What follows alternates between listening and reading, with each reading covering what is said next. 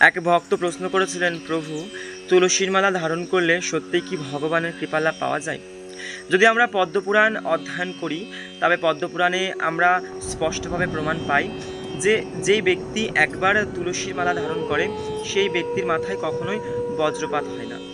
এবং ভগবান অনাদির আদি গোবিন্দ তিনি স্বয়ং নিজে বলছেন যে যে ব্যক্তি একবার তুলসী মাল্য গলায় বা কণ্ঠে ধারণ করেন, ভগবান শ্রীহরি শ্রী বিষ্ণু বা ভগবান শ্রীকৃষ্ণ সর্বদা এবং সর্বক্ষণ সেই ভক্তের সমস্ত মনোবাঞ্ছা পূর্ণ করে থাকেন। যেহেতু তুলসী বা বৃন্দাদেবী ভগবান শ্রীহরি শ্রী বিষ্ণুর একনিষ্ঠ ভক্ত এবং অতি প্রিয় ভক্ত, সেক্ষেত্রে দেবী বৃন্দার কাষ্ঠ বা তুলসী কাষ্ঠ কণ্ঠে বা গলায় ধারণ করলে দেবী বৃন্দার কৃপালাভ পাওয়া যায়, অর্থাৎ কৃষ্ণ ভক্তিতে মতি লাভ হয়। সেক্ষেত্রে যদি আপনি বা আপনারা কৃষ্ণ ভক্তি লাভ করতে চান, সেক্ষেত্রে কৃষ্ণ ভক্তি লাভার্থে অবশ্যই আপনারা তুলসী মাল্য কণ্ঠে ধারণ করতেই পারেন। ভগবানের শ্রীহরি শ্রী বিষ্ণুর প্রতি যদি প্রেম অটুট রাখতে চান তবে অবশ্যই কণ্ঠে বা গলায় তুলসী মাল্য ধারণ করতে পারেন। তুলসী মাল্যের অশেষ কৃপা, অশেষ মহিমা। যেমন তুলসী মাল্য ধারণ করলে কখনোই বজ্রপাত হয় না, অপরদিকে তুলসী কাষ্ঠের মাল্য ধারণ করলে কখনোই সর্প দংশন করে না। সেক্ষেত্রে অবশ্যই তুলসী মাল্য বা তুলসী কাষ্ঠের মাল্য গলায় বা কণ্ঠে ধারণ করা উচিত। যখন কোনো ব্যক্তি তুলসী কাষ্ঠের মাল্য বা তুলসী মাল্য ধারণ করে কোনো দ্রব্য বস্তু গ্রহণ করে বা খাবার খায়, তখন সেই দ্রব্য বস্তু ভগবানকে নিবেদন নাও করলেও সেই বস্তু ভগবানের প্রসাদ হয়েই তবেই গলা দিয়ে উদরে পৌঁছায়। সেক্ষেত্রে যতবার আমরা খাদ্যদ্রব্য গ্রহণ করব আমাদের এই মুখ দিয়ে, ততবারই আমাদের এই কণ্ঠে এসে সেই খাদ্যবস্তু প্রসাদে পরিণত হবে।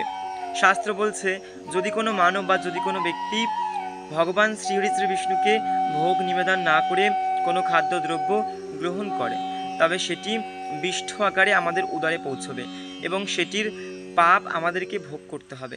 যদি আমরা পাপের ভাগিদার হতে না চাই তবে আমাদেরকে অবশ্যই ভগবানের শ্রীহরি শ্রী বিষ্ণুকে তুলসী পত্র দিয়ে ভোগ নিবেদন করে এবং গলায় তুলসী মাল্য ধারণ করে সমস্ত ভোগ বা প্রসাদ গ্রহণ করা উচিত।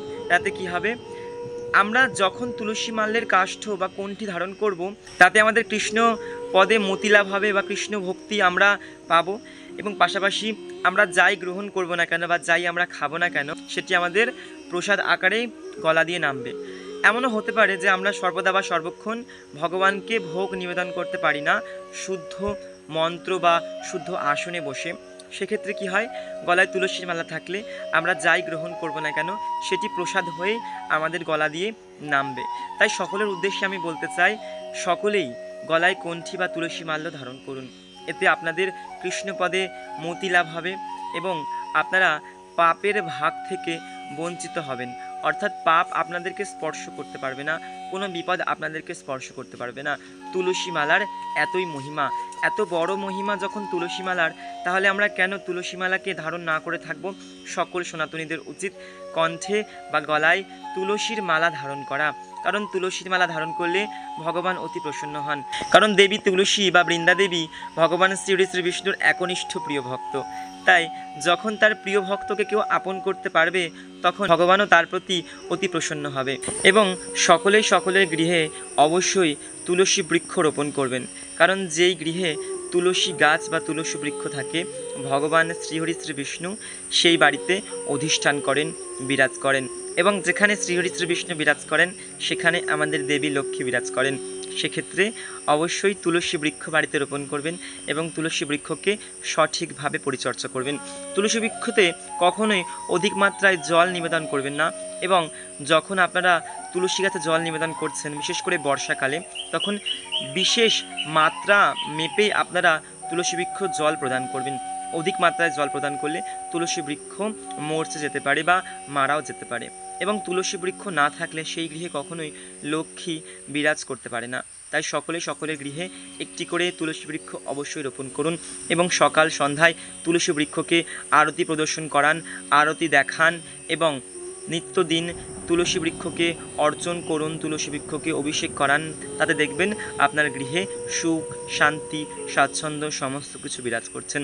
সকল সাধুগুরু বৈষ্ণবের চরণে শতকোটি দণ্ডবাদ জানিয়ে আমি আজকের ভিডিওটি এখানেই সমাপ্ত করছি। দেখা হচ্ছে তবে আবারও নতুন কোনো আধ্যাত্মিক তত্ত্ব নিয়ে, নতুন কোনো আধ্যাত্মিক ভিডিও নিয়ে। ততক্ষণের জন্য সকলে ভালো থাকবেন, সুস্থ থাকবেন এবং ভজনে কুশলে থাকবেন। জয় নিতাই, জয় গৌর, জয় রাধেশ্যাম।